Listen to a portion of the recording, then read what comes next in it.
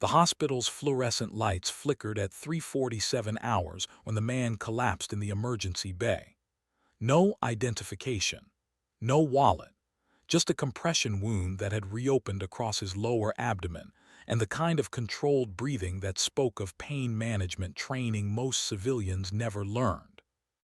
The triage nurse who caught him was 24 years old, 3 months out of the Navy, and her hands moved with the mechanical precision of someone who'd done this work in places where hesitation meant death.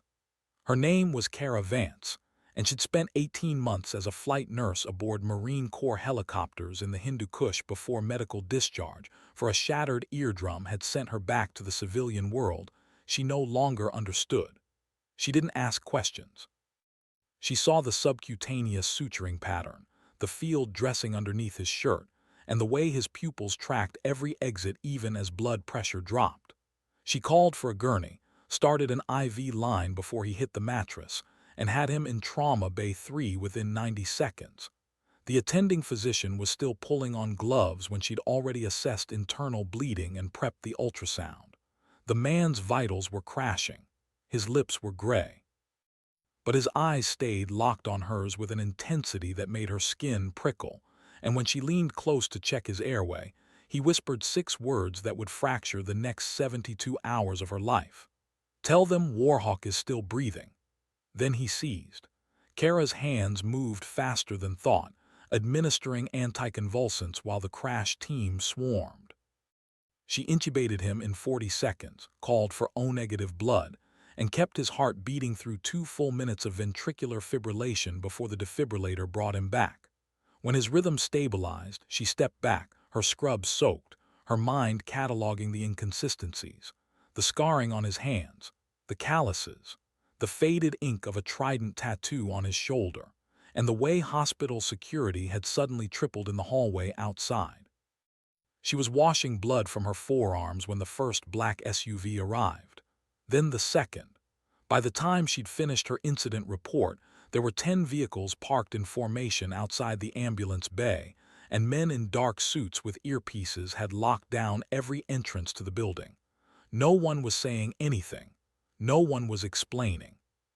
But when the hospital administrator appeared, pale and stammering, and asked Kara to please come to his office immediately, she felt the weight of something immense and invisible closing around her. She'd saved lives before, that wasn't new. What was new was the way the man in the dark suit looked at her when she entered the administrator's office, like she was a problem that needed immediate solving. He didn't introduce himself. He didn't sit. He simply placed a phone on the desk between them and said, "You're going to receive a call in 30 seconds. You'll answer it. You'll listen. And then you'll decide whether you're someone who asks questions or someone who understands why certain things remain unspoken." Kara stared at the phone. Her pulse was steady. Her hands weren't shaking. She'd learned a long time ago that fear was just another variable to manage, and management required information. Who was he? She asked. The man's expression didn't change. Someone who doesn't exist on any official record. Someone whose survival just became a matter of national security. And someone who used his last conscious moment to speak a call sign that hasn't been active in 8 years. The phone rang. Kara looked at it, then at the man, then at the door where 2 more suited figures now stood. She thought about the way the patient's eyes had found hers in the chaos, about the precision of that whispered message, about the fact that Warhawk wasn't just a call sign. It was a legend, a ghost story told in pilot-ready rooms and forward operating bases. The man who'd run black operations so deep that even the people who authorized them couldn't remember his name. She picked up the phone. "Vance," she said. The voice on the other end was older, rougher, and carried the kind of authority that didn't need volume. "Miss Vance, my name is Admiral Peter Carrington. The man you saved 2 hours ago is my son. He's also one of 12 active SEAL team commanders currently operating in denied territory, and his cover was burned 72 hours ago during an extraction in the Makran coast. We have reason to believe the people who tried to kill him are still looking. They will find this hospital. They will come for him. And you are the only person in this building who has both the medical training to keep him alive and the operational experience to understand what I'm about to ask you to do." Kara's throat was dry. Her mind was processing faster than her emotions could catch up, running through scenarios and probabilities and the cold arithmetic of risk. She'd left the Navy because she'd wanted out of the machinery of war, because she'd wanted a life where her hands healed people without wondering whether those same people would be sent back into the fire. But the voice on the phone wasn't giving her a choice. It was giving her a mission. "What do you need?" she asked. "I need you to become his primary nurse for the next 48 hours. I need you to trust no one outside the protective detail I'm placing in that hospital. And I need you to understand that if my son dies, 16 other men currently operating in hostile territory will lose their command structure and their exfiltration protocols. This isn't about one life. It's about a network that keeps our people alive in places you'll never read about." Kara closed her eyes. She thought about the Hindu Kush, about the faces of Marines she'd pulled from wreckage, about the weight of responsibility that never really left, no matter how far you ran. "How bad is the threat?" she asked. The Admiral's voice dropped lower. "Bad enough that I've authorized a full blackout on his location. Bad enough that the people hunting him have assets inside federal agencies. And bad enough that the next 72 hours will determine whether my son lives to see his daughter's 3rd birthday." Kara opened her eyes. The man in the suit was watching her with an expression that might have been respect or might have been calculation. She thought about walking away, about refusing, about choosing the safety of ignorance. Then she thought about the way the patient's hand had gripped hers for just a second before he'd seized, about the desperation in that whispered call sign. "I'll need full access to his medical history," she said. "You'll have it in 10 minutes," the Admiral replied. "And Miss Vance, thank you." The line went dead. Kara set the phone down carefully, her hands steady despite the adrenaline now flooding her system. The man in the suit nodded once, a gesture that conveyed more than words. "Your shift ends in 4 hours," he said. "It's been extended indefinitely. You'll be assigned a 2-person security detail and your movements outside this hospital will be restricted until further notice." Questions? Kara had 1,000 questions. She asked the only one that mattered. "What's his real name?" The man's expression softened fractionally. "To you, he's Commander Hale. That's all you need to know." Then he turned and left, and Kara was alone with the administrator, who looked like he'd aged a decade in the last 20 minutes. "I don't understand what's happening," he whispered. Kara stood, smoothing her scrubs, her mind already shifting into the operational mode she'd thought she'd left behind. "You don't need to," she said quietly. "Just keep your staff away from Trauma Bay 3 and make sure no one asks questions they don't want answered." She walked out before he could respond, moving through hallways that suddenly felt like a different kind of battlefield. The protective detail materialized as she approached the trauma bay, 2 men and 1 woman, all with the same coiled readiness she recognized from her time in the Corps. They didn't speak to her. They simply fell into formation, and she understood that her life had just become significantly more complicated. Inside Trauma Bay 3, Commander Hale was still unconscious, his vitals stable but fragile. Kara checked the monitors, adjusted the IV drip, and began the process of reviewing his chart with the kind of focus that pushed everything else aside. She'd been a flight nurse. She'd operated in moving helicopters under fire. She'd made life-and-death decisions in seconds. This was just another mission, except it wasn't. Because somewhere out there, people were hunting this man, and she just volunteered to stand between them and their target. The first attempt came at dawn. Kara was checking Commander Hale's wound dressing when the fire alarm triggered on the 4th floor, 2 levels above them. The protective detail reacted instantly, one agent moving to the door, another pulling a concealed weapon, the third speaking rapidly into a wrist mic. "False alarm or probe?" the lead agent asked, her voice clipped. "Checking now," came the response through her earpiece. Kara kept working, her hands steady as she examined the sutures. The wound was clean, no signs of infection, but the internal damage had been significant.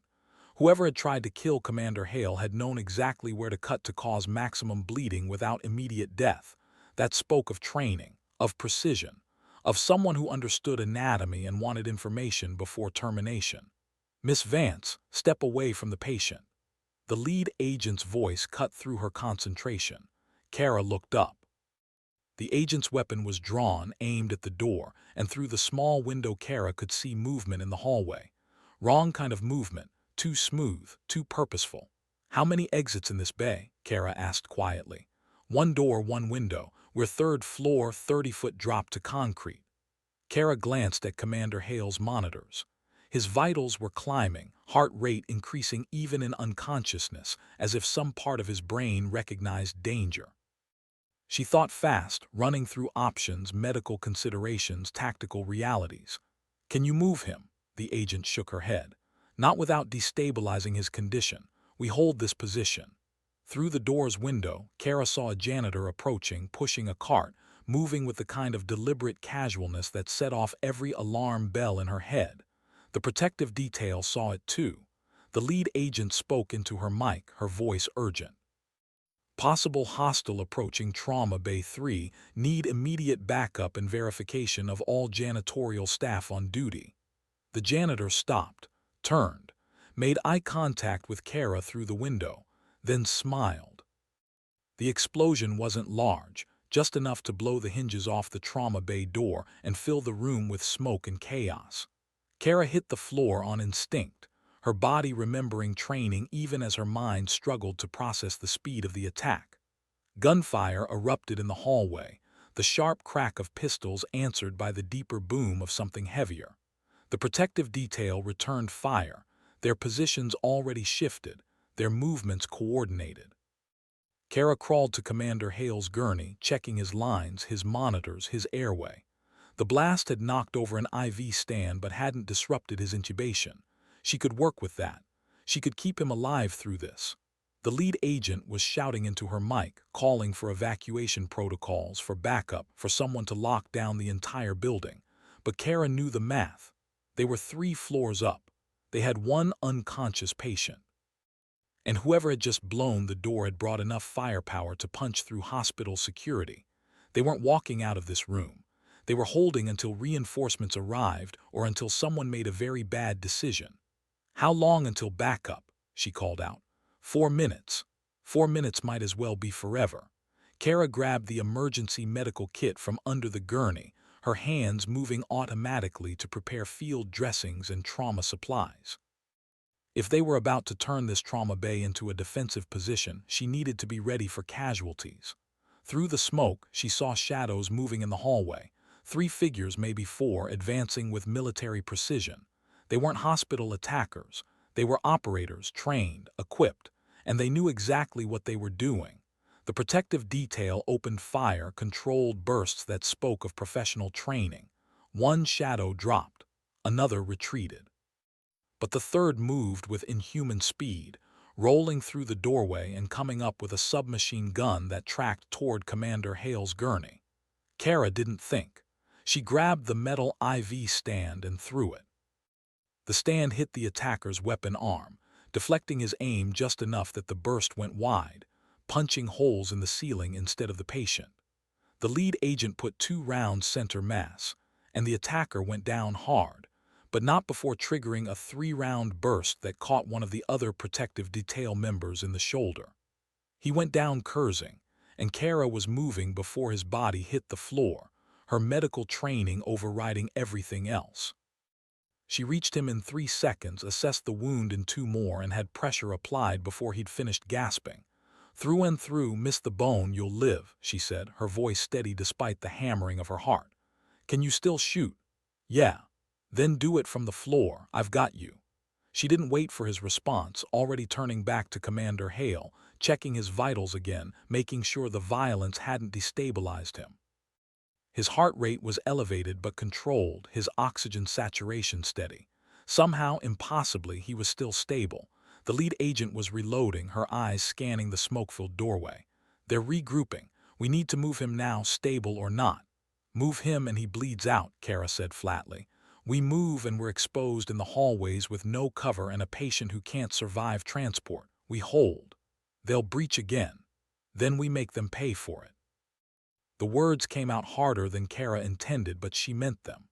She'd spent 18 months pulling Marines out of metal coffins in the sky, keeping them breathing through trauma that should have killed them, and she'd be damned if she let this man die on a hospital floor because someone thought they could walk in and finish what they'd started. The lead agent looked at her, really looked at her, and something shifted in her expression. Recognition, maybe, respect. You've done this before. Different circumstances.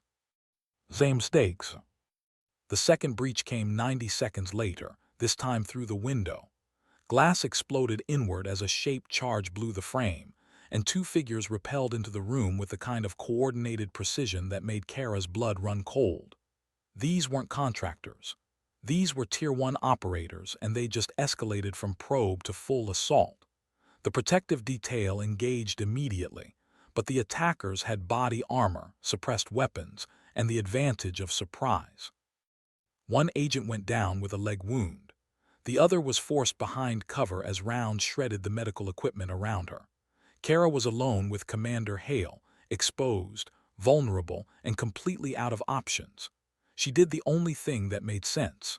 She positioned herself between the attackers and the gurney, her body a human shield, her hands still checking IV lines even as bullets punched holes in the wall above her head. One of the attackers advanced, weapon raised, his eyes cold and professional behind his balaclava. He was 3 steps away when Commander Hale opened his eyes. It happened so fast that Kara almost missed it. One moment Hale was unconscious, intubated, barely alive. The next moment his hand had shot out, grabbed the attacker's weapon, and twisted with enough force to break fingers.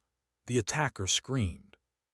Hale ripped the intubation tube from his own throat with his other hand, blood spraying from damaged tissue, and drove his elbow into the attacker's throat with a wet crunch that ended the scream permanently. Then he collapsed back onto the gurney, unconscious again, his vitals crashing. Kara's hands were moving before her brain caught up, reintubating him, stabilizing his airway, watching in disbelief as his monitors flatlined and then jumped back to life. The remaining attacker had frozen, just for a second, shocked by what he'd witnessed. That second cost him everything. The lead agent put 3 rounds through his visor, and he dropped like a puppet with cut strings. Silence fell over the trauma bay, broken only by the sound of alarms and distant sirens. Kara's hands were shaking now, adrenaline dump hitting hard, but she forced them steady as she checked Commander Hale's vitals. He was alive. Barely. His throat was torn from the self-extubation, his internal bleeding had worsened, and his heart rate was dangerously erratic. But he was alive. The lead agent was on her radio, calling in the situation, her voice tight with controlled fury. Trauma Bay 3, 2 hostiles down, 2 agents wounded, patient critical but stable. We need immediate medical backup and full lockdown of the building. Repeat, full lockdown. Kara was already working, her training taking over, applying pressure to bleeding wounds, checking airways, prioritizing casualties with the cold efficiency of someone who'd done this in far worse circumstances. The wounded protective detail members would survive. Commander Hale might not. She looked at his face, slack and pale, and wondered what kind of man could wake from unconsciousness, kill a trained operator with his bare hands, and then slip back under as if it had been a dream. The answer walked through the ruined doorway 60 seconds later. Admiral Carrington was tall, gray-haired, and moved with the kind of authority that made everyone in the room straighten unconsciously. He took in the carnage, the bodies, the blood, and his expression never changed. Then he looked at Kara, and she saw something in his eyes that might have been grief or might have been pride. "Report," he said quietly. The lead agent delivered it in clipped, professional tones. The Admiral listened, nodded once, and then turned to Kara. "How is he?" "Critical. He needs surgery within the hour or he won't make it." "Then we move him, now." "Moving him could kill him," Kara said. "Staying here will definitely kill him. The people who sent this team have more where they came from." He paused, his voice softening fractionally. "Miss Vance, I need you to keep my son alive for the next 30 minutes. Can you do that?" Kara looked at Commander Hale's pale face, at the monitors showing vitals that belonged to someone who should already be dead, and made a decision that she knew would reshape the rest of her life. "Yes, sir," she said, "but I'm going with him." The Admiral's expression shifted, surprise flickering across his features before settling back into command authority. "That's not protocol." Protocol also doesn't cover your son waking up from sedation to kill an attacker and then coding on the table. He's doing things his body shouldn't be capable of, which means I need to be there when he does them again. You want him to survive the next 30 minutes. Then you get me on whatever transport you're using and you give me the authority to make medical decisions without clearing them through your chain of command. For a long moment, the Admiral just stared at her. Then he nodded. You'll have it. But understand something, Miss Vance. Where we're taking him isn't a hospital. It's a secure facility designed for exactly this kind of situation. You'll be entering a classified location with compartmented information and people who won't appreciate your presence. You'll be under constant supervision, your communications will be monitored, and you won't leave until this situation is resolved. I understand. Do you? Because the moment you step onto that helicopter, you become part of an operation that officially doesn't exist. Your life, your career, everything you know will be subject to classification restrictions that will follow you for the rest of your life. Kara thought about her apartment, her civilian job, her carefully constructed existence in a world that made sense. Then she thought about Commander Hale's hand gripping hers, about the desperate whisper of a call sign, about the fact that 16 other operators were depending on this man's survival. Then I guess I'm already part of it, she said. The Admiral's expression softened into something almost like approval. Your Navy was medical discharge, 18 months as a flight nurse with Marine Corps Aviation. Then you know what you're getting into. Yes, sir. He nodded once, decisive, and turned to the lead agent. Get them to the roof. We have a bird inbound, ETA 3 minutes, full medical escort, and I want every route in this building locked down until they're airborne. The lead agent moved immediately, coordinating with her team, and within seconds Kara found herself helping to wheel Commander Hale's gurney toward the elevators. The protective detail had multiplied, armed men and women materializing from corridors and stairwells, forming a moving perimeter that swept through the hospital with professional efficiency. Staff scattered, confused and frightened, as the convoy moved through. Kara ignored them, her focus entirely on the monitors she'd transferred to battery power, on the IV lines she'd secured, on the 100 small details that would determine whether her patient lived or died. They reached the roof in 90 seconds. The helicopter was already landing, a black MH-60 Jayhawk with no visible markings and door guns manned by crew chiefs who scanned the surrounding buildings with night vision goggles despite the dawn light. The rotor wash was immediate and violent, and Kara had to lean into it as they rolled the gurney toward the open cargo door. She'd done this before. She knew the drill. Secure the patient, check the mounting points, verify the medical equipment was properly fastened. She worked with mechanical precision, while the protective detail formed a defensive perimeter, and the helicopter crew coordinated with ground teams. Commander Hale was loaded in 40 seconds. Kara climbed in behind him, immediately checking his vitals, adjusting his oxygen flow. The lead agent climbed in after her, followed by one other protective detail member and a military medic who nodded to Kara with the kind of professional respect that transcended rank. "You're the nurse from downstairs," he said over the noise of the rotors. "Yeah, heard you kept him breathing through 2 breach attempts. That's solid work." Kara didn't respond, too focused on Commander Hale's monitors as the helicopter lifted off. His vitals were dropping again, heart rate climbing into dangerous territory, blood pressure falling. She made adjustments, calculated dosages in her head, and pushed medications through his IV with the practiced ease of someone who'd done this in far worse conditions. The flight was supposed to take 20 minutes. Commander Hale coded twice in the first 10. Both times Kara brought him back, her hands moving faster than thought, her voice calm as she called out instructions to the military medic who was now following her lead without question. Chest compressions at altitude, in a moving helicopter, with a patient who'd already lost too much blood. It was a nightmare scenario, and Kara navigated it with the kind of cold focus that came from training and experience in something deeper, something that refused to accept failure. When his heart stabilized the second time, the military medic looked at her with something close to awe.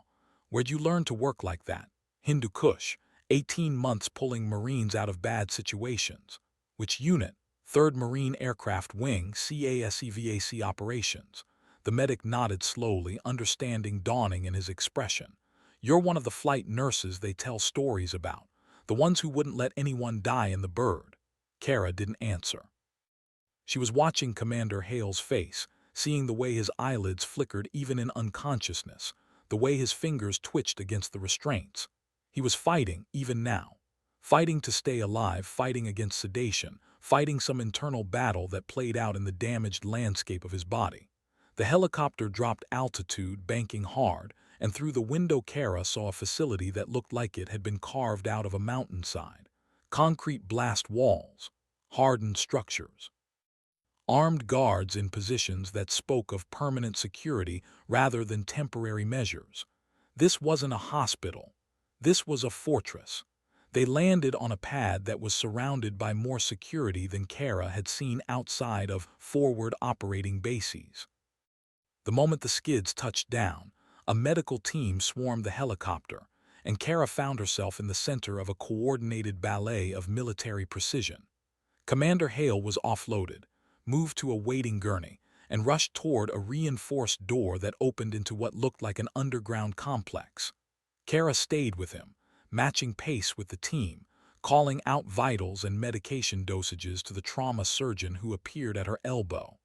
How long has he been critical? The surgeon asked, his voice sharp but professional.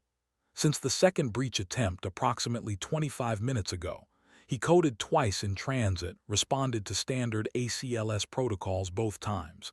Internal bleeding is worsening, likely splenic or hepatic laceration. He needs a OR immediately. The surgeon nodded, already assessing, already making decisions. They moved through corridors that were all reinforced concrete and fluorescent lighting, passing security checkpoints that required biometric scans and armed escorts. This was deeper than secret. This was black site territory, the kind of place that didn't exist on maps and operated under protocols that regular military facilities never touched. They reached the operating theater in less than 3 minutes.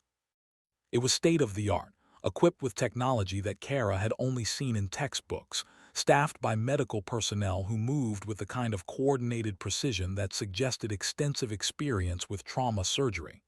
The surgeon turned to her as they prepped Commander Hale for immediate operation. You did good work keeping him alive. We'll take it from here. I'm staying, Kara said. The surgeon's expression hardened. This is a classified surgical procedure on a classified patient in a classified facility. You don't have clearance. Admiral Carrington gave me authority to make medical decisions for this patient. I'm exercising that authority. I stay. For a moment, the surgeon looked like he might argue. Then Admiral Carrington's voice cut through the tension, coming from a speaker system Kara hadn't noticed. Let her stay. She's earned it. The surgery took 6 hours. Kara scrubbed in and assisted, her hands moving with practiced precision as the surgical team worked to repair the damage that should have killed Commander Hale 3 times over. The splenic laceration was worse than expected, requiring partial splenectomy. There was also liver damage, a nicked renal artery, and internal bleeding that had somehow been contained by scar tissue from previous injuries. The man's body was a map of violence, old wounds layered beneath new ones, damage that spoke of a career spent in the places where wars were fought without acknowledgement. The lead surgeon, a Navy captain named Brennan, worked with the kind of focused intensity that Kara recognized in herself. No wasted movement. No unnecessary communication, just skilled hands and sharp minds working together to solve a problem that existed in blood and tissue and the fragile machinery of human biology. When they finally closed, when the last suture was placed and the monitors showed stable vitals, Kara felt the exhaustion hit like a physical weight. She'd been awake for 28 hours, most of them spent in high-stress situations that would have broken someone with less experience. But she remained standing, watching as they transferred Commander Hale to a recovery room that looked more like an intensive care unit built inside a bunker.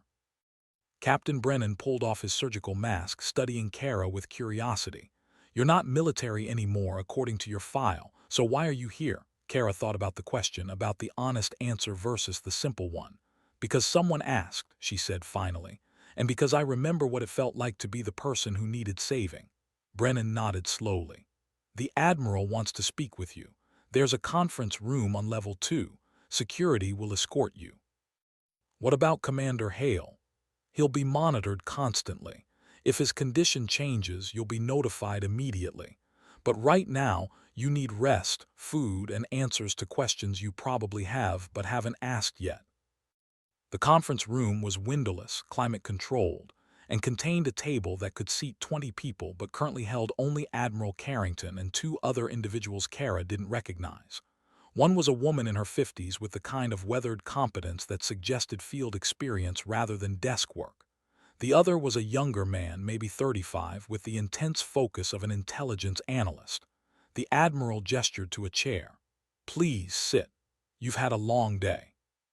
Kara sat, accepting the bottle of water someone placed in front of her, drinking half of it before speaking. "I need to know what I just became part of, sir. Not the classified details, but the shape of it, the stakes." The Admiral exchanged glances with the two others, then nodded. "Fair enough. You've earned context." He leaned forward, his hands folded on the table. "My son, Commander Marcus Hale, leads a SEAL team that specializes in denied area operations. That's a polite way of saying they go places we can't officially acknowledge and do things that can't officially happen. 3 days ago, his team was conducting an operation in the Makran coast, targeting a high-value individual who's been facilitating arms transfers to designated terrorist organizations. The operation was successful, but Marcus's cover was compromised during exfiltration. The people we took down have associates who want revenge, and they have resources that include intelligence assets inside our own infrastructure. That's how they found the hospital," Kara said quietly. "That's how they found the hospital," the Admiral confirmed. "We've since locked down his location, established this facility as his recovery site, and begun the process of identifying the leak. But here's what you need to understand, Miss Vance. The people hunting my son aren't going to stop because we moved him. They're going to escalate. They're going to use every resource they have to finish what they started, and they're willing to accept collateral damage to make it happen." The woman spoke for the first time, her voice carrying a slight accent that Kara couldn't quite place. "I'm Deputy Director Sarah Kovac, CIA Operations Directorate. The people we're dealing with are connected to a broader network that we've been tracking for 18 months. Your patient isn't just a SEAL commander. He's the linchpin in an intelligence operation that has already prevented 3 major attacks on U.S. soil. If he dies, we lose access to sources and methods that have taken years to develop." Kara absorbed that, processing the implications. "And the people hunting him know this." "They know enough," the younger man said. His voice was quieter, more analytical. "I'm Simon Cross, NSA liaison. The chatter we've intercepted suggests they believe removing Commander Hale will collapse his team's operational network and expose other assets currently embedded in hostile territories. They're not wrong." The Admiral's expression darkened. "Which is why keeping Marcus alive isn't just about saving my son. It's about protecting 16 other operators who are depending on his command structure, about maintaining intelligence networks that are currently feeding us real-time threat information, and about sending a message that we protect our people no matter what it costs." Kara looked at each of them in turn, seeing the weight they carried, the decisions they'd made that lived in shadows and silence. "What do you need from me?" "Right now, we need you to monitor his recovery, to be ready for complications that conventional medical staff might not recognize, and to understand that your presence here is now part of the security architecture keeping him alive. You've proven you can think tactically under pressure. We need someone with that capability who also has the medical skills to keep him breathing." Deputy Director Kovac leaned forward. "We're also going to ask you to do something that might seem unusual. We want you to talk to him when he wakes up, not as a nurse, as someone who understands operational realities." Kara frowned. "I don't understand." The Admiral's voice softened. "Marcus has been running operations in hostile territory for 8 years. He's been captured, tortured, and extracted from situations that would break most people. He carries damage that doesn't show up on medical scans. When he wakes up here in a secure facility, surrounded by people he doesn't know, there's a significant risk he'll perceive this as a continuation of hostile action. He'll fight. He'll try to escape. He'll potentially injure himself or others in the process. And you think I can prevent that? I think you're the person who kept him alive when people with far more resources than his condition should have allowed. I think he'll recognize that on some level, even in a compromised mental state. And I think someone who's been where you've been, who's seen what you've seen, might be able to reach him in ways that conventional medical staff can't. Kara was quiet for a moment, thinking about the implications about what was being asked. You're not asking me to be his nurse. You're asking me to be his anchor. Yes, the Admiral said simply. I am. She thought about Commander Hale's hand gripping hers, about the desperate whisper of Warhawk, about the way he'd fought even in unconsciousness. She thought about the Marines she'd pulled from burning helicopters, about the promises she'd made to keep them breathing, about the weight of responsibility that came with holding someone's life in your hands. When do you expect him to wake? Based on the sedation protocols, within the next 12 hours.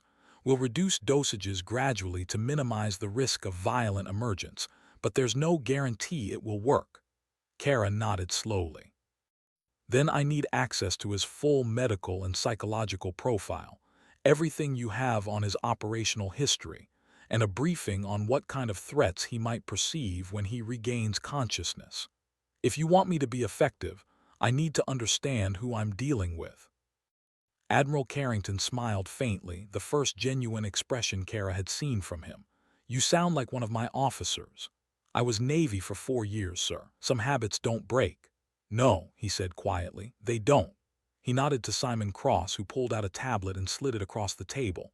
Everything you're cleared to know is on here. It's not comprehensive, but it's enough to give you context. Read it, absorb it, and get some sleep. When Marcus wakes up, you'll need to be sharp. Kara took the tablet, feeling its weight, understanding that she was crossing another threshold. Once she read what was on this device, there would be no going back to the simple world of civilian nursing. She'd be part of something larger, something that operated in shadows and made decisions that shaped the world without acknowledgement. One more question, she said. The call sign he used, Warhawk, what does it mean? The Admiral's expression became distant, touched with something that might have been pride or might have been grief. It's the call sign Marcus earned during his first deployment to Afghanistan. He was 24 years old, leading a reconnaissance team in the Korangal Valley, when they got pinned down by superior forces. He called in close air support from an A-10 that was running low on ammunition and fuel. The pilot made 6 gun runs, each one closer than the last, each one buying Marcus's team time to maneuver. On the 7th run, the A-10 took fire and had to break off. Marcus and his team were still surrounded, still outgunned, with no air support left. So he did something that still shows up in after-action reports as either brilliant or insane. The Admiral paused, his voice dropping.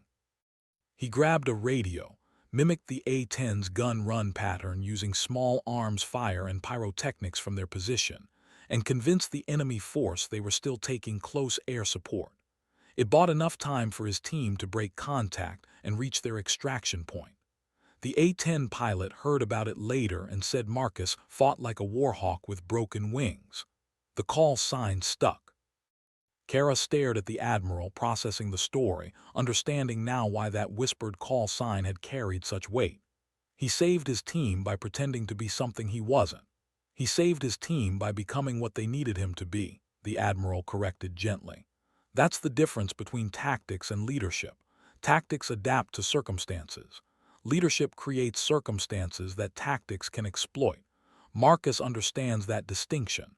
It's why he's been successful. It's also why he's been targeted. Deputy Director Kovac stood, signaling the meeting's end. You'll have quarters assigned on level 3 near the medical bay. Security will escort you. Get some rest, Miss Vance. The next phase of this operation depends on you being ready. Kara stood as well, still holding the tablet, still processing everything she'd heard. As she moved toward the door, the Admiral's voice stopped her. Miss Vance, thank you. Not just for saving my son's life, but for choosing to stay when you could have walked away. That kind of commitment is rare. Kara looked back at him, seeing the father beneath the Admiral, seeing the fear he kept carefully controlled. Your son fought to stay alive when most people would have given up. The least I can do is fight to keep him that way. She left before he could respond, following the security escort through corridors that felt increasingly like they existed outside normal space and time. The quarters they assigned her were Spartan but functional: bed, desk, private bathroom, and a small sitting area. The tablet sat on the desk like an accusation, like a choice that hadn't yet been made. Kara showered, changed into provided clothing, and then sat down to read. The file on Commander Marcus Hale was extensive despite being redacted in places. She learned about his deployments, his commendations, his reputation as someone who brought his people home regardless of cost. She learned about the operations he'd run, the risks he'd accepted, the prices he'd paid. And she learned about the psychological evaluations that noted his increasing difficulty with civilian life, his isolation, his tendency to find meaning only in the context of missions and the people who depended on him. The profile painted a picture of someone who'd been forged by violence and pressure into something both exceptional and fragile. Someone who could kill with bare hands and save lives with impossible decisions, but who struggled with the simple act of existing in a world that didn't require constant vigilance. Kara recognized him because she'd seen versions of him in every Marine she'd pulled from wreckage, in every face that stared past her at memories that wouldn't fade. The tablet also contained medical files that made her flinch, previous injuries that ranged from gunshot wounds to torture trauma, fractures that had healed incorrectly, soft tissue damage from chemical exposure. The man's body was a testament to survival, but it was also a ticking clock running down toward inevitable failure. She read until her eyes burned, until the information became a narrative she could follow, and then she set the tablet aside and lay down on the unfamiliar bed. Sleep came reluctantly, filled with dreams of helicopters and smoke and hands reaching for her that she couldn't quite grasp. When the alarm woke her 6 hours later, she was more tired than when she closed her eyes. The escort came 20 minutes later, delivering her to the medical bay where Commander Hale remained unconscious but stable. The nursing staff nodded to her with professional courtesy, making space at the monitoring station where she could review his vitals. Everything looked good, better than good. His body was healing with a speed that seemed almost impossible given the trauma he'd sustained. Captain Brennan appeared at her elbow, holding a coffee cup that he pressed into her hands. "He's doing well, better than expected. We've started reducing sedation. He should wake within the next 2 hours. Have you briefed the staff on his psychological profile? They know he's high risk for aggressive emergence. They know to maintain distance and defer to you when he shows signs of consciousness. Beyond that, they understand this is a classified patient with classified complications." Kara nodded, sipping the coffee, feeling the caffeine begin to sharpen her focus. She positioned herself beside Commander Hale's bed, close enough to monitor him but not so close as to seem threatening. She'd learned in the Hindu Kush that proximity was its own language, that space and distance communicated trust or threat before words ever could. The first sign of change came 90 minutes later. His fingers twitched, not randomly but with purpose, as if reaching for something. His eyelids flickered. His heart rate climbed slowly, steadily, moving from sedated rest toward waking awareness. Kara leaned forward, keeping her voice calm and low. "Commander Hale, my name is Kara Vance. You're in a secure medical facility. You've been injured, but you're safe. I need you to open your eyes slowly and stay calm." His eyes snapped open like someone pulling a trigger. They were gray, sharp, and immediately tracking the room with tactical precision.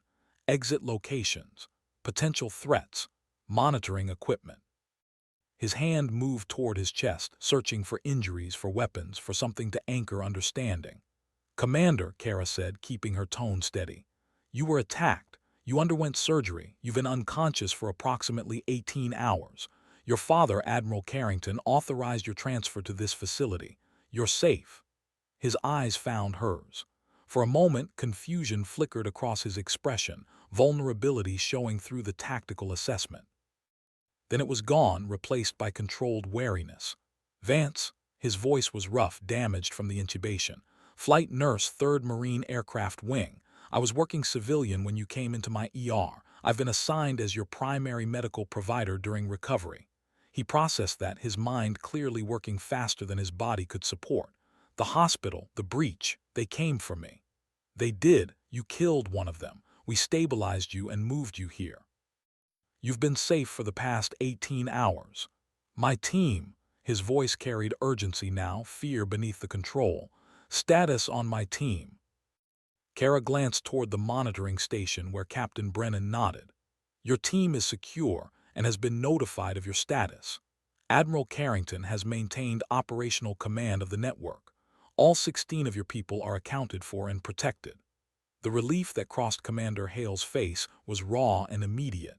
His entire body seemed to release tension she hadn't realized he was carrying, and for just a moment he looked less like a SEAL commander and more like someone's exhausted son. "Bad?" he asked, looking down at himself at the monitors at the evidence of trauma. "Splenic laceration requiring partial splenectomy, liver damage, renal artery repair, and internal bleeding that we managed to control. You coded twice during transport. You should be dead 3 times over. Instead, you're talking to me less than a day after major surgery. So I'd say you're doing remarkably well, all things considered." A faint smile touched his lips, dark humor in his expression. "Stubborn. My dad probably told you I'm stubborn. He mentioned it, among other things." "Like what?" "Like the fact that you've spent 8 years running operations that most people can't imagine, that you're the linchpin in an intelligence network that's preventing attacks on American soil, and that the people who tried to kill you aren't going to stop just because you survived." The smile faded. His eyes became distant, calculating. "They found the hospital. They had assets in place fast enough to breach within hours. That means the leak is deeper than we thought. That means they have resources inside federal infrastructure, possibly inside the community itself." Kara nodded. "Your father is working that problem. Right now, your job is to heal enough to provide intelligence on the operation that compromised you. But that requires you to actually rest and let your body recover instead of trying to operational plan from a hospital bed." He looked at her again, really looked at her, and something shifted in his expression. Recognition, maybe, or understanding. "You sound like my old team medic. She used to tell me the same thing. Smart woman. She got killed in Kandahar during my 3rd deployment, took a round meant for me." The words were matter-of-fact, but Kara heard the weight beneath them, the guilt that never quite faded. "I'm sorry," she said quietly. "Don't be. She made a choice. Same as you did when you stayed with me instead of letting someone else take over. Same as everyone makes when they decide some things are worth the risk."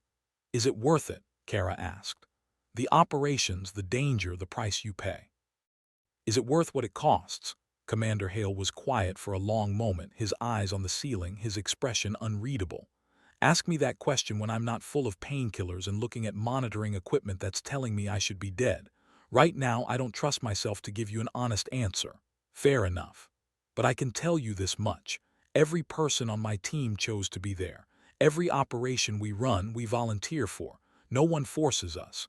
No one conscripts us. We do it because someone has to, and because we're trained for it, and because if we don't, then someone else will face threats they're not equipped to handle. Whether that's worth the cost depends on whether you think preventing violence before it happens is worth the sacrifice of the people who stand between potential and actual harm." Kara thought about the Marines she'd pulled from wreckage, about the way their eyes had held gratitude and guilt in equal measure. "I think," she said slowly, "that the people who do this work deserve to have someone fighting as hard to keep them alive as they fight to keep everyone else safe. I think that's the least we owe them." Commander Hale's expression softened. "Warhawk," he said quietly. "I used that call sign because I thought you'd understand, thought you'd know what it meant.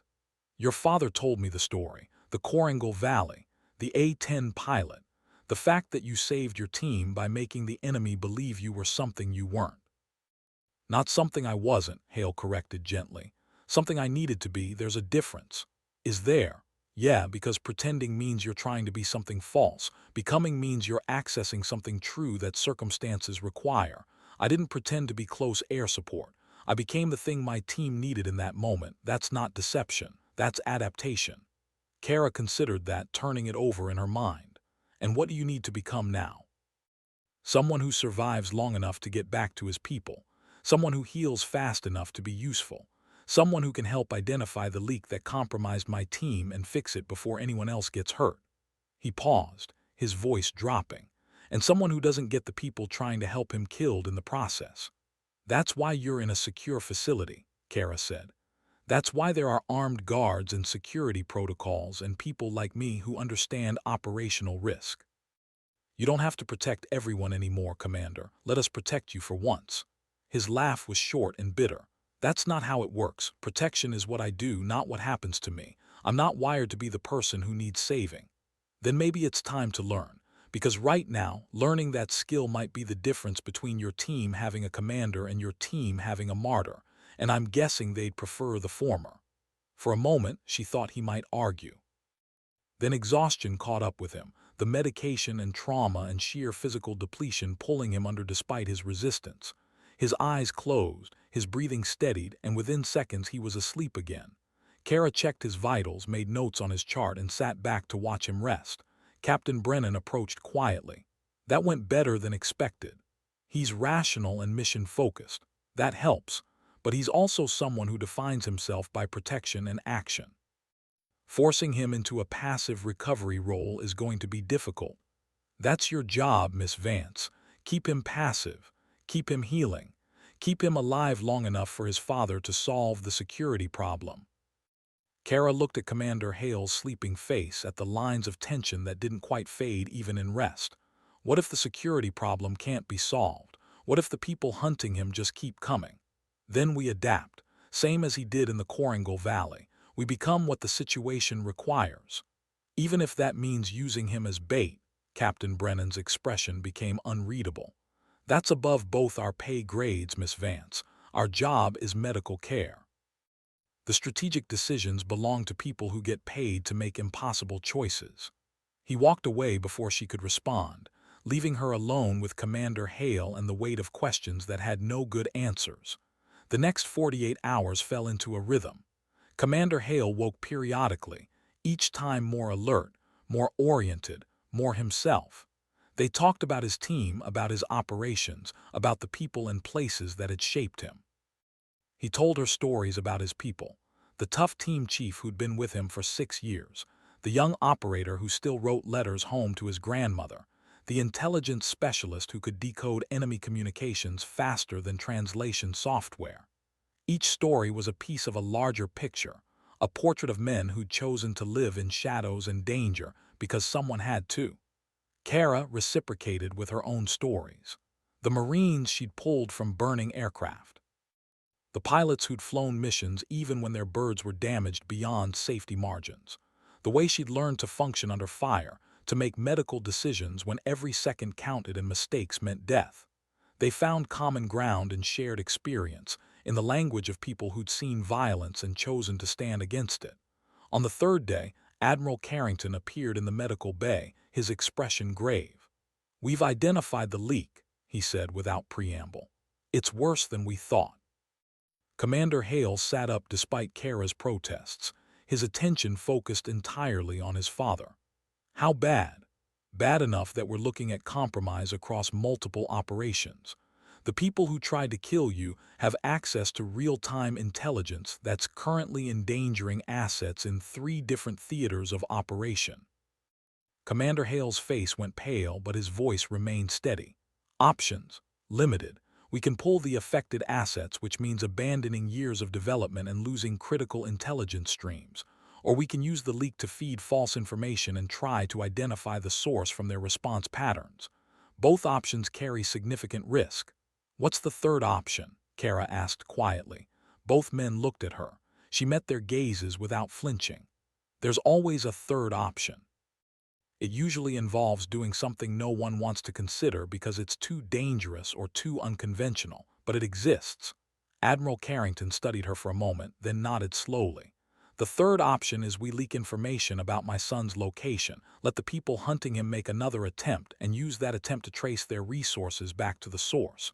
We turn Marcus into bait. No, Kara said immediately. Absolutely not. He's still recovering from major surgery.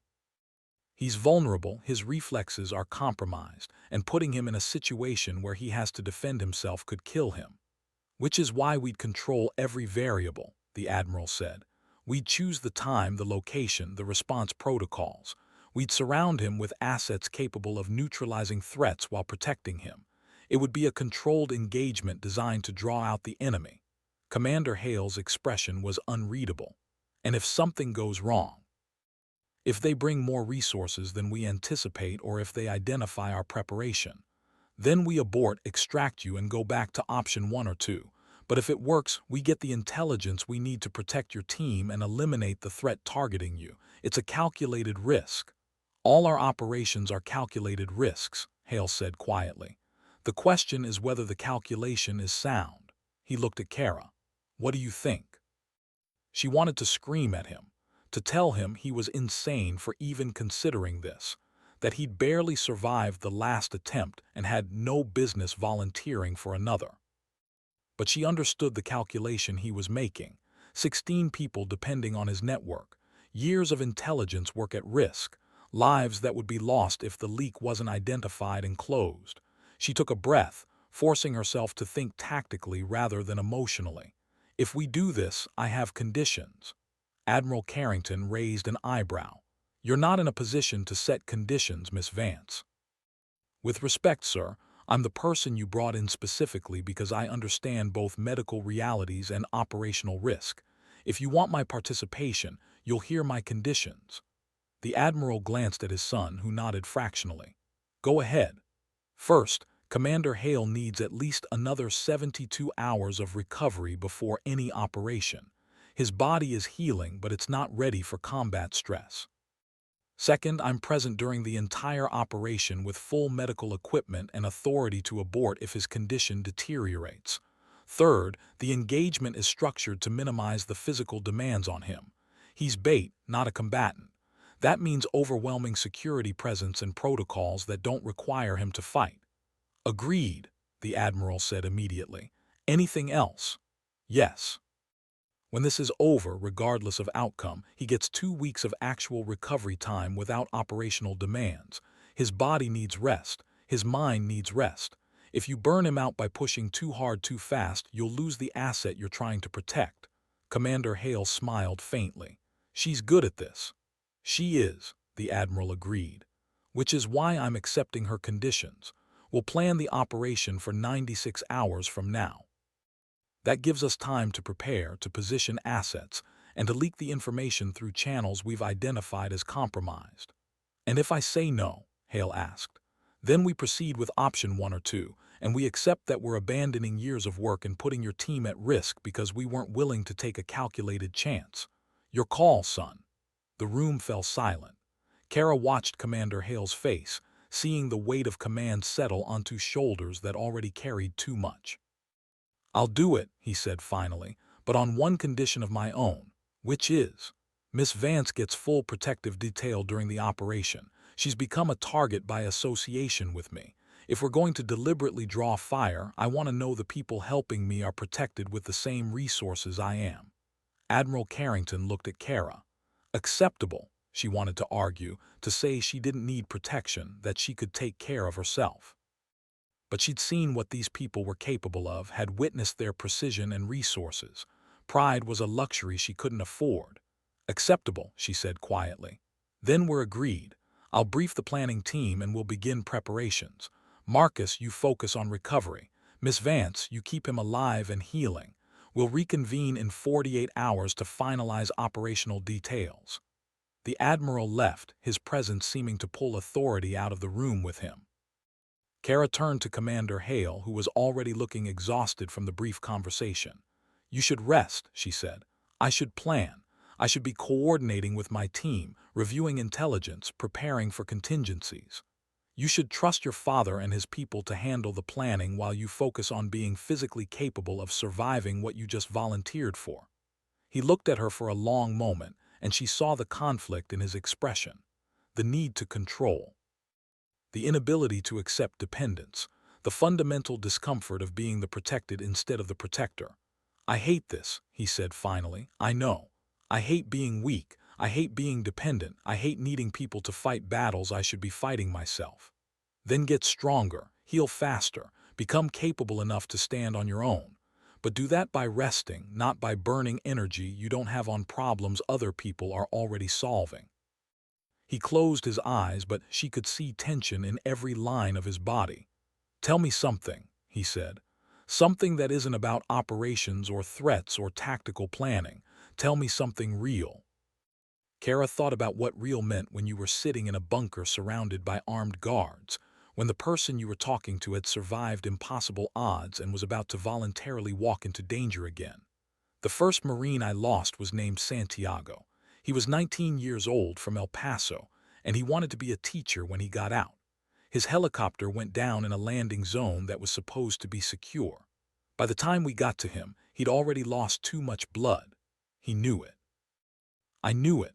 But he spent his last 2 minutes telling me about his little sister, about how she was going to be the first in their family to go to college, about how proud he was of her. He died holding my hand, and his last words were, 'Tell her I tried.'" Commander Hale opened his eyes, and she saw understanding there, shared grief, the weight that came from holding lives that slipped away despite everything you did. "Did you tell her?" "I wrote her a letter. I don't know if it helped. I don't know if anything helps, but I told her he tried and that he died with someone who cared enough to listen." "That's something," Hale said quietly. "That's more than nothing." "Is it? Because most days it feels like nothing. Most days it feels like all the trying in the world doesn't change the fundamental math of violence and chance, and the fact that sometimes people die regardless of how hard we fight to keep them alive." "You're right. It doesn't change the math, but it changes the meaning. Santiago died alone, except he didn't, because you were there. His sister lost her brother, except she didn't lose the knowledge that he cared enough to think of her at the end. Those things don't change outcomes, but they change the narrative, and narrative is what we're left with when the math is done." Kara felt something break loose in her chest, some knot of grief she'd been carrying since her discharge. "I left the Navy because I couldn't keep doing it. Couldn't keep watching people die despite everything I did to save them. I thought civilian life would be easier. I thought I could heal people without the weight of impossible choices." "And then I walked into your ER," Hale said. "And then you walked into my ER, and suddenly I was right back in it, making impossible choices, watching people die while trying to keep you alive, volunteering for things that terrified me because someone had to and I had the skills. Do you regret it?" She thought about that question, about the honest answer versus the easy one. "No, I regret that it was necessary. I regret that people like you have to run operations in places no one acknowledges. I regret that violence exists and that some people have to stand against it, but I don't regret choosing to help when I was needed. That part feels right, even when everything else feels impossible." "Good," Hale said, "because what's coming in 96 hours is going to require you to make those choices again, and I need to know you'll be steady when it happens." "I'll be steady, but you need to promise me something." "What?" "That you'll fight to survive, not for the mission, not for your team, but because your life has value beyond operational utility, and the world is better with you in it than without you."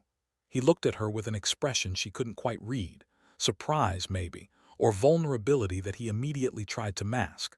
"That's a hell of a thing to say to someone you barely know. I know you well enough. I've seen how you fight. I've seen how your people talk about you. I've seen the way your father looks at you when he thinks no one's watching. You matter, Commander. Not just as an operator, as a person." "Marcus," he said quietly. "If we're going to be having conversations like this, you should probably call me Marcus." "Marcus," she repeated, testing the name. It felt more personal than Commander Hale, more real than call signs and rank. "Get some rest, Marcus. You're going to need it." He smiled faintly. "Yes, ma'am." She watched him settle back into sleep, his breathing evening out, his body finally surrendering to the rest it desperately needed. And she sat beside him, keeping vigil, knowing that in 96 hours everything would change again. The next 3 days were a strange suspension of time. Marcus healed with remarkable speed. his body responding to treatment with the kind of resilience that amazed even Captain Brennan. Kara monitored him constantly, tracking every metric, adjusting medications, ensuring that when the operation began he'd be as physically capable as possible given the circumstances. They talked about operations and tactics and the impossible math of violence, about families and the people they'd lost and the weight of choices that could never be unmade, about the future, uncertain and dangerous, and whether there was space in it for people like them who'd been forged by circumstances most people couldn't imagine. Admiral Carrington appeared periodically with updates. The leak had been traced to a contractor with access to multiple agencies. The people hunting Marcus were connected to a network that stretched across 3 continents and had resources that included former military operators and intelligence professionals. The operation to draw them out would be complex, dangerous, and potentially terminal if any variable shifted wrong. Deputy Director Kovac briefed them on the tactical plan. They'd leak Marcus's location at a facility that appeared vulnerable, but was actually reinforced with assets positioned for immediate response. The engagement would be controlled, monitored, designed to capture rather than kill the attackers so they could be interrogated for intelligence on the broader network. Marcus's role was to be visible, to draw the attack, and then to shelter while professional operators handled the threat. It was elegant in theory. Kara knew how often theory survived contact with reality. On the final day before the operation, Marcus was cleared for limited movement. He walked the corridors of the facility with Kara beside him, rebuilding strength, testing his body's capacity. He moved like someone relearning a language they'd once spoken fluently, and she watched for signs of overextension or compromise. "How do you feel?" she asked. "Like I've been hit by a truck, sewn back together and asked to run a marathon, but functional. I'll be ready." Ready and optimal aren't the same thing. They never are, but optimal isn't always available and ready is what we work with. They reached an observation window that looked out over the facility's perimeter. Mountains rose in the distance, stark and beautiful, untouched by the violence being planned in the shadows beneath them. Marcus stood at the window, his reflection ghost-like in the glass. "My daughter is 3 years old," he said suddenly. "Her name is Sophie. Her mother and I divorced 2 years ago because I couldn't be the person she needed me to be. I see Sophie twice a year when operational tempo allows, and every time I do, she's grown in ways I missed. She barely knows me. To her, I'm the dad who sends presents and video calls from places he can't name." Kara listened, understanding that this confession was its own kind of vulnerability. "Does she know what you do?" "She knows I'm in the Navy. She doesn't know the rest." Maybe she will someday, when she's older and capable of understanding why her father chose missions over birthday parties.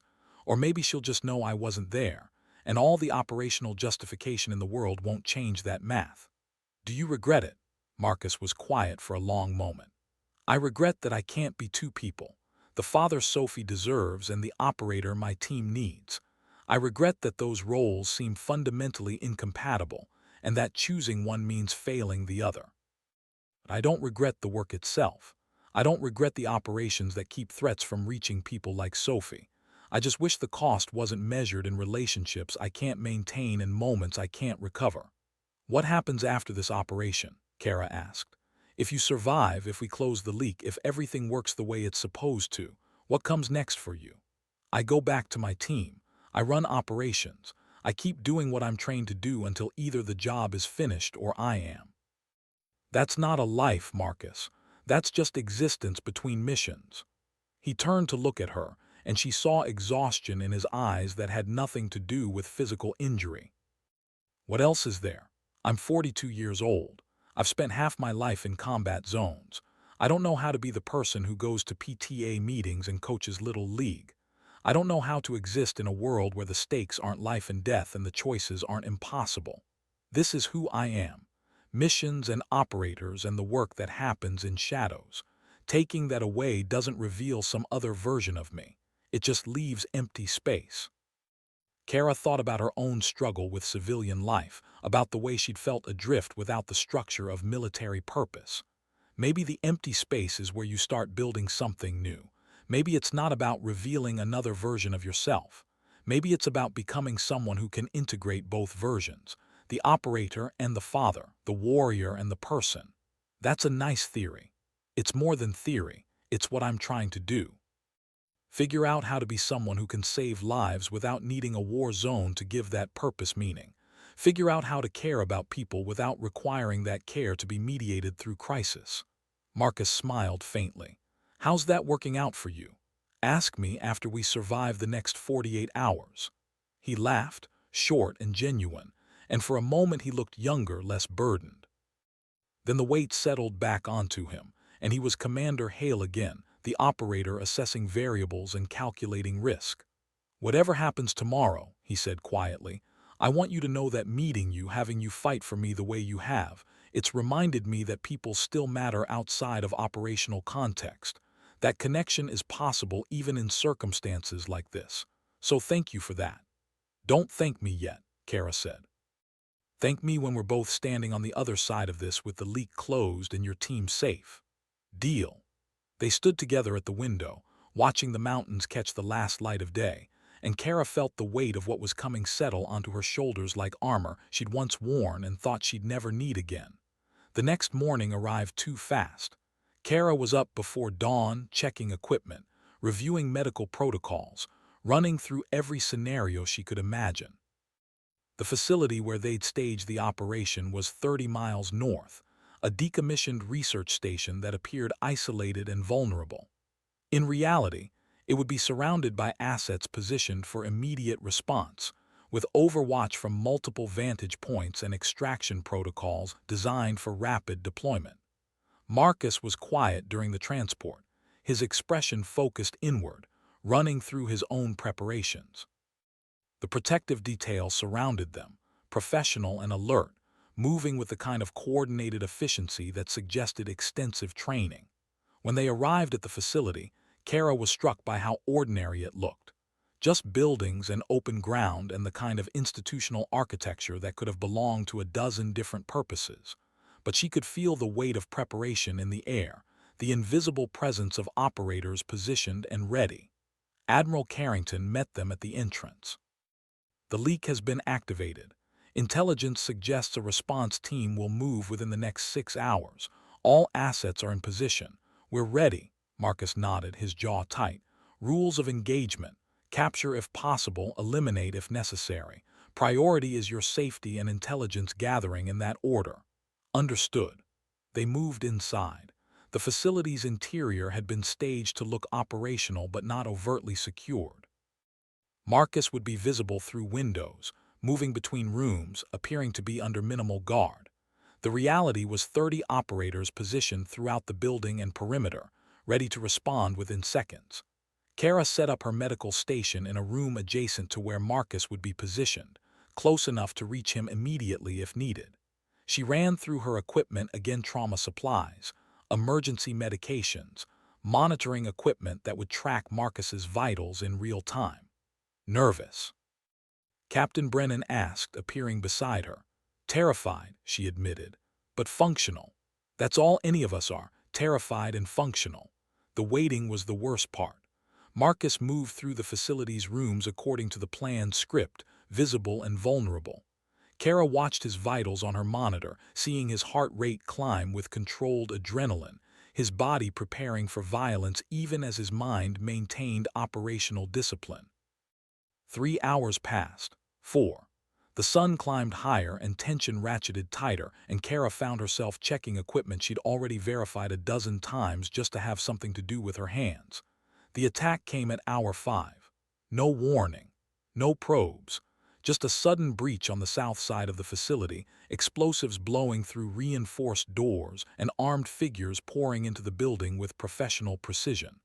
The protective detail engaged immediately. Gunfire erupted through the facility, coordinated and controlled, as operators moved to intercept the attackers. Kara listened to the radio chatter, her heart hammering, tracking Marcus's position through the facility's layout. He'd moved to the designated safe room, a reinforced position where he could shelter while the engagement played out around him.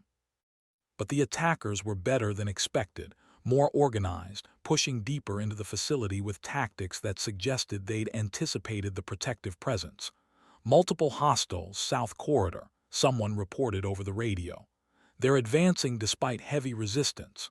Overwatch, do you have firing solutions? Admiral Carrington's voice cut through the chaos. Negative, too many friendlies in the engagement zone. The attackers were adapting, using the protective detail's presence as cover, knowing that the defenders couldn't use overwhelming force without risking their own people.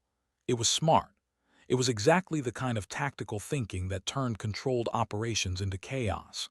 They're heading for the safe room, the protective detail lead reported. We need to redirect. The explosion cut off her words. Something detonated on the facility's east side, a diversion or a breach, Kara couldn't tell. But it was close to her medical station, close enough that the concussion knocked equipment off tables and filled the air with dust and smoke. She was moving before conscious thought, grabbing her emergency kit, heading toward Marcus's position. The facility had become a maze of smoke and confusion, armed figures moving through corridors, the sharp reports of gunfire echoing off concrete walls. She found Marcus exactly where he was supposed to be, in the reinforced safe room, crouched behind heavy furniture with a weapon she suspected he'd acquired from one of the protective detail. His eyes tracked her movement as she entered, and she saw controlled fury in his expression. "You should be in your medical station," he said. "My medical station just got blown up. How are you?" "Functional. They're better than we expected. More organized. Someone trained them specifically for this kind of operation." Another explosion rocked the facility, closer this time, deliberate. They were methodically destroying the building's defensive positions, forcing everyone into increasingly vulnerable locations. "We need to extract," Kara said. "Can you move?" "I can move. Question is whether we can reach extraction without getting cut off." The radio crackled. Admiral Carrington's voice tight with controlled anger. "All units fall back to extraction point Beta. Repeat, fall back to extraction point Beta. Operation is compromised." Marcus was already moving, his weapon up, his body shifting into combat mode despite the surgical recovery that should have made him fragile. Kara stayed close, her medical kit slung across her shoulder, her mind running through trauma protocols even as her body moved through the smoke-filled corridors. They encountered two attackers in the north hallway. Marcus dropped both with controlled precision, not wasting ammunition, not hesitating. Then he was moving again, faster than Kara would have thought possible, his training overriding the physical limitations his body should have been enforcing. They reached extraction point Beta to find it under attack. The protective detail was engaged in a desperate firefight, pinned down by attackers who'd anticipated the fallback route. Marcus assessed the situation in seconds. "They knew our contingencies. Someone fed them our operational planning." "Which means the leak is bigger than we thought," Kara said. "Which means we're completely exposed." Marcus's expression became something cold and dangerous. "Or it means we use their knowledge against them. They think they know our planning. Let's show them how wrong they are." He was on the radio before Kara could process what he intended, his voice cutting through the chaos with command authority. "All units, this is Commander Hale. I'm taking tactical control. Execute fallback sequence Omega on my mark." Kara grabbed his arm. "You're supposed to be the protected asset, not the tactical commander." "Things change. Mark." What happened next was chaos transformed into precision. Marcus directed the protective detail with the kind of tactical brilliance that came from years of operational experience, turning what had been a desperate defensive action into a coordinated counterattack. He identified weaknesses in the attackers' formation, exploited gaps in their coordination, and directed fire with enough accuracy that within 3 minutes the situation had reversed. The attackers, suddenly facing organized resistance instead of panicked retreat, broke and scattered. Some were captured, others were eliminated. The rest fled into terrain where Overwatch teams were positioned and waiting. When the gunfire finally stopped, Kara found herself standing in a courtyard surrounded by bodies and brass casings, and the kind of destruction that would take months to investigate. Marcus was beside her, breathing hard, blood seeping through his shirt where surgical wounds had reopened under stress. "Medical Bay." "Now," she said, her voice allowing no argument. "We need to secure the prisoners first. You need to not die from internal bleeding because you decided playing tactical commander was more important than recovery. Medical bay. Now." For a moment, she thought he might argue. Then he nodded, the adrenaline starting to fade, pain and exhaustion catching up. Captain Brennan materialized with a medical team, and they got Marcus onto a gurney, moving toward the backup medical station that had been established in the facility's underground bunker.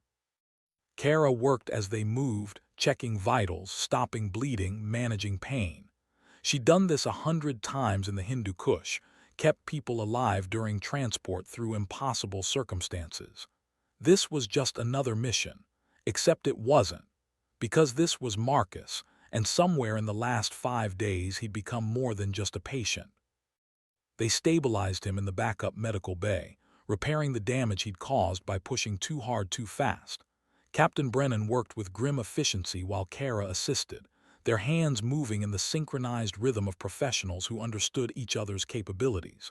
When they finally stepped back, when Marcus's vitals had stabilized and the immediate crisis had passed, Kara felt the exhaustion hit like a physical weight. Admiral Carrington appeared in the doorway. "Status."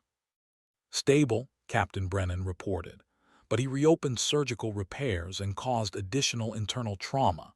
He'll need extended recovery now, minimum 2 weeks before any physical activity beyond basic movement." "He also just saved the operation," the Admiral said quietly. "The prisoners we captured are already providing intelligence that's reshaping our understanding of the threat network. His tactical decisions prevented a complete operational failure." "His tactical decisions also nearly killed him," Kara said, unable to keep the anger from her voice. "With respect, Admiral, your son volunteered to be bait. He wasn't authorized to take tactical command and personally engage hostiles. That was reckless, dangerous, and exactly the kind of behavior that's going to get him killed regardless of how skilled he is." The Admiral looked at his son's unconscious form, and for just a moment his composure cracked, showing the father beneath the commander. "You're right, but you also understand him well enough by now to know that asking Marcus to stay passive while people around him are in danger is like asking the sun not to rise. It's not in his nature. It's not who he is." "Then maybe who he is needs to evolve," Kara said quietly. "Because the person he is now won't survive another 5 years of this. His body is breaking down. His capacity for recovery is diminishing. And one of these days, he's going to push past what even his training and will can compensate for. And someone will be standing where I am now telling you that your son died, because he couldn't accept that he didn't have to save everyone himself." The words hung in the air between them, harsh and true. The Admiral was quiet for a long moment. Then he nodded. "When he wakes up, tell him the operation is over. Tell him the leak is closed, his team is secure, and he's being placed on mandatory medical leave for 3 months. Tell him that's not a request. You want me to tell him. I want you to be there when I tell him because you're the only person he might actually listen to." The Admiral paused. "He respects you, Miss Vance." "That's rare for Marcus. Most people either fear him or worship him or try to use him. You're the first person in years who's treated him like a human being who deserves protection and care rather than an asset to be deployed. That matters. I'm just doing my job." "No, you're doing far more than that, and we both know it." He turned to leave, then stopped. "For what it's worth, thank you. Not just for saving his life, but for reminding him that life is worth saving." Marcus woke 12 hours later in a different facility, this one designed for long-term recovery rather than acute trauma. Kara was beside him, had been beside him through the night, monitoring his vitals and making sure no complications developed. His eyes opened slowly, tracking the room, assessing and cataloging before focusing on her. "How bad?" he asked. "Bad enough that you're looking at 2 weeks of bed rest and another month of limited activity. Bad enough that Captain Brennan is seriously considering putting restraints on you to keep you from doing something stupid, but not bad enough to be permanent, assuming you actually follow medical guidance for once." He smiled faintly. "Did we get the intelligence we needed? Your father says yes. The prisoners are talking. The leak is being closed. Your team is secure." The relief that crossed his face was immediate and profound. "Good. That's good. Marcus, your father is placing you on mandatory medical leave. 3 months. No operations, no tactical planning, no combat deployments. You're done until your body actually heals. She expected argument, expected resistance. Instead, he just nodded, and she saw exhaustion in his expression that went deeper than physical injury. Okay, he said quietly, okay. I'm tired, Kara. I'm tired of bleeding. I'm tired of watching my body break down. I'm tired of being the person who has to carry everything alone. If my father is giving me permission to stop, then I'm going to take it. What will you do? I don't know. See my daughter, sleep in a bed that isn't in a forward operating base. Figure out whether there's a version of me that can exist outside operational context. He paused.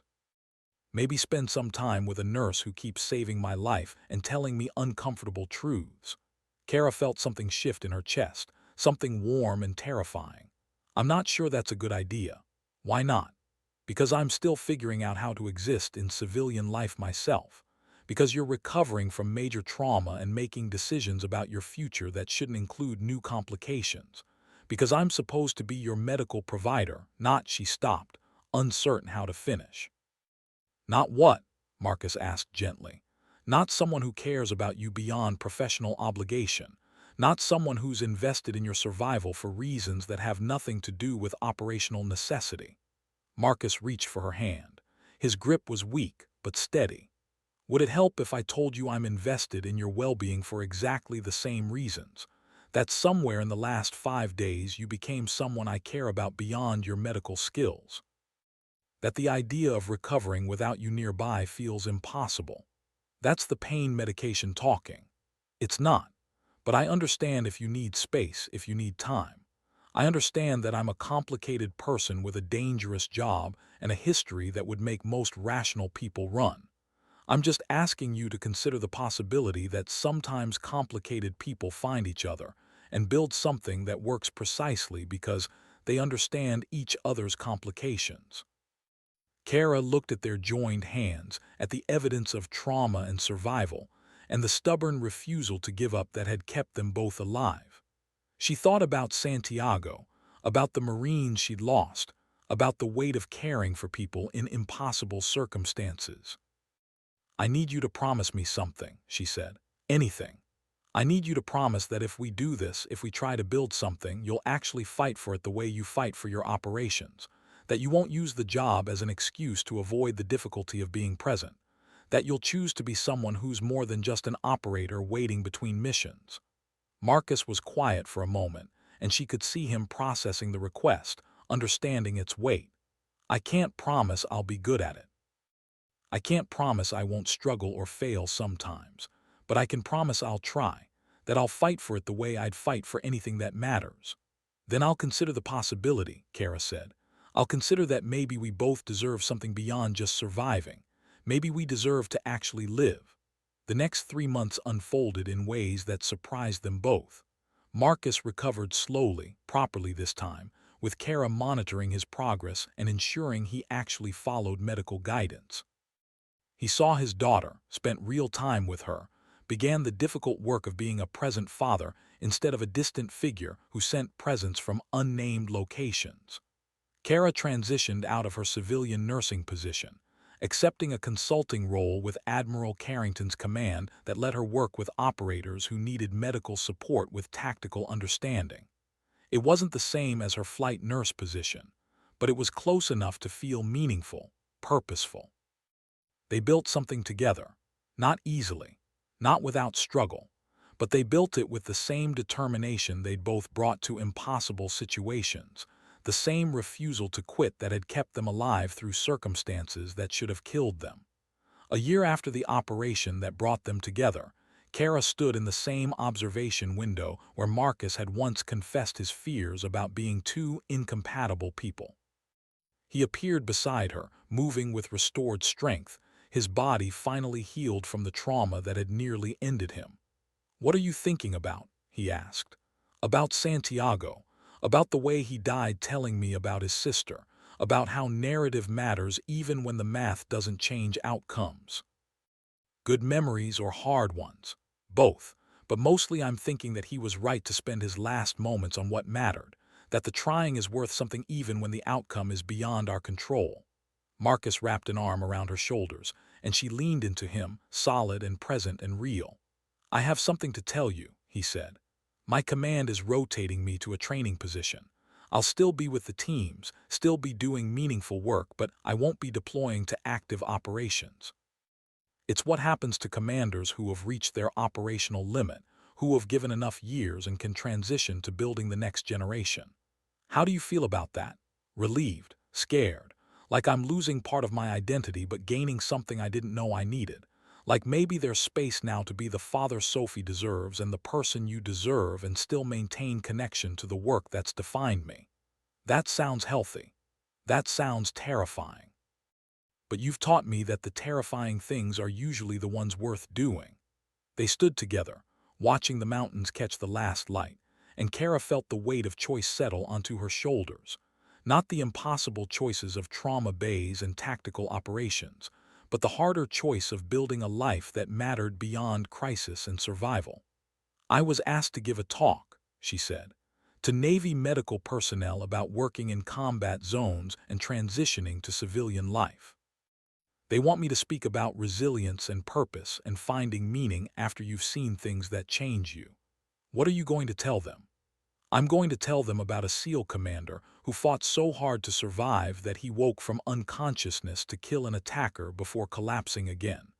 I'm going to tell them about learning that protection and care aren't signs of weakness, but evidence of strength. And I'm going to tell them that the people who do impossible work deserve to know their lives matter beyond their operational utility, that they're worth fighting for not because of what they can do, but because of who they are." Marcus pulled her closer.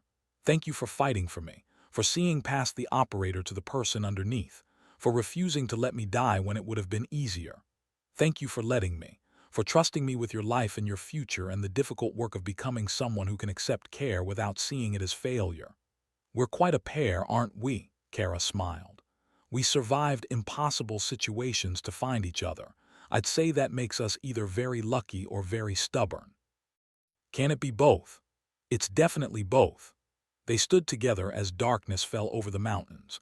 Two people who'd been forged by violence and pressure into something both exceptional and fragile, who'd found in each other the possibility that strength could coexist with vulnerability, that protection could be mutual rather than one-directional, that life after combat could be more than just existence between missions. 6 months later, Kara stood in front of an auditorium full of Navy medical personnel and told them Santiago's story. She told them about Commander Marcus Hale and the way he'd fought for survival. She told them about learning that healing wasn't just about keeping bodies alive, but about helping people find reasons to want to stay alive. And she told them that the work they did mattered, not because of statistics or operational success rates, but because every life they saved was a person who deserved the chance to become more than their worst moments. When she finished, the room was silent. Then someone stood, starting an ovation that spread through the crowd. Later, Marcus was waiting outside, Sophie beside him, and Kara felt something complete inside her chest. The work continued. The missions never truly ended. But she'd learned what Santiago had tried to tell her in his final moments, that trying mattered even when outcomes were uncertain, that the narrative we build around survival gives meaning to the struggle, and that the people who fight for us deserve to know they're worth fighting for in return. That was enough. That was everything.